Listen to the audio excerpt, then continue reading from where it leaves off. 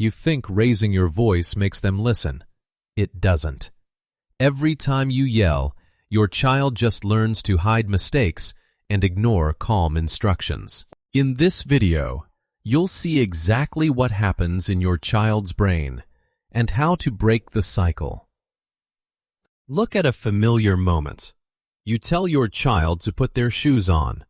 They ignore it. You repeat the instruction, and your voice sharpens without intention. You know yelling isn't right, but exhaustion and daily stress push your tone higher anyway.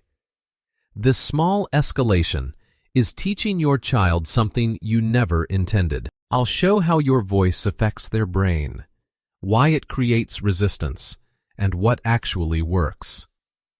Let's start by seeing what your child's brain experiences the moment your tone changes. You think your child is ignoring you, but they are learning when to listen.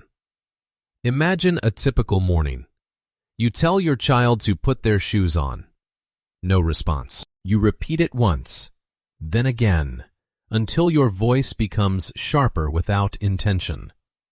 Right now, a hidden mechanism is at work. Your child is learning that the first instruction is optional, and only a louder voice signals urgency. You are not repeating words. You are training a delayed response. The cost? Your child becomes desensitized to calm instructions, forcing you to escalate just to gain attention. You ask yourself, I already said this 3 times. Why aren't they listening? What feels like disobedience is actually a learned response timing. This pattern changes how your nervous system reacts next. It is not your words that change behavior. It is your emotional shift. Imagine a situation. Your child accidentally spills water on the table. You freeze for a second. Then your tone changes. Words become shorter. The energy tightens. A child's brain detects emotional change faster than language. Your tone signals safety or threat. Your child reacts before your sentence finishes. Processing shifts from learning to survival. The child stops focusing on your correction.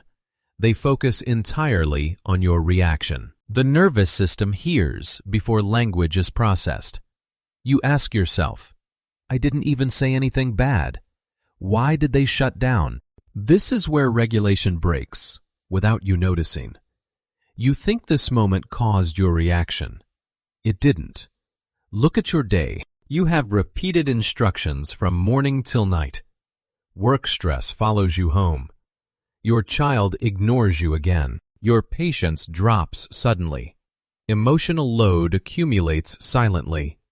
The brain's tolerance threshold lowers. A small trigger activates all the stored stress inside. You tell yourself, I can't keep repeating myself like this. The last drop is never the real cause. You unconsciously associate your child's behavior with a release for your own overload. Over time, this pattern becomes automatic. Your reaction started long before the moment happened, and your child is learning from this pattern faster than you think.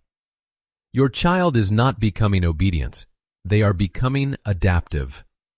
Look at how a pattern forms. Your child makes a mistake. You react strongly. The child becomes quiet. Next time, their first instinct is to hide the mistake. A mistake now equals an emotional risk. Communication becomes unsafe, and avoidance becomes a survival strategy. The child thinks, I need to be careful next time. Obedience built on fear disappears when the fear disappears. The cost is a loss of honesty, openness, and emotional trust. They are not learning behavior. They are learning emotional safety rules. This is why repair becomes more important than correction. Nothing changes until your reaction changes first. Look at the same situation. Your child resists your instruction. You feel tension rise inside. But this time, You pause instead of reacting. You speak slower. You move closer instead of louder. Calm is not softness. It is control. A calm tone signals safety. The child's brain returns to learning mode. Connection reduces resistance. You tell yourself, I need to handle this differently, right now. Without this shift, the cycle repeats indefinitely. Your tone becomes the instruction before your words do. And when you fail, the cycle is not over yet. Yelling is not a failure. It is a signal that your own nervous system is in overload. And every time it happens, your child learns to respond to stress, not guidance.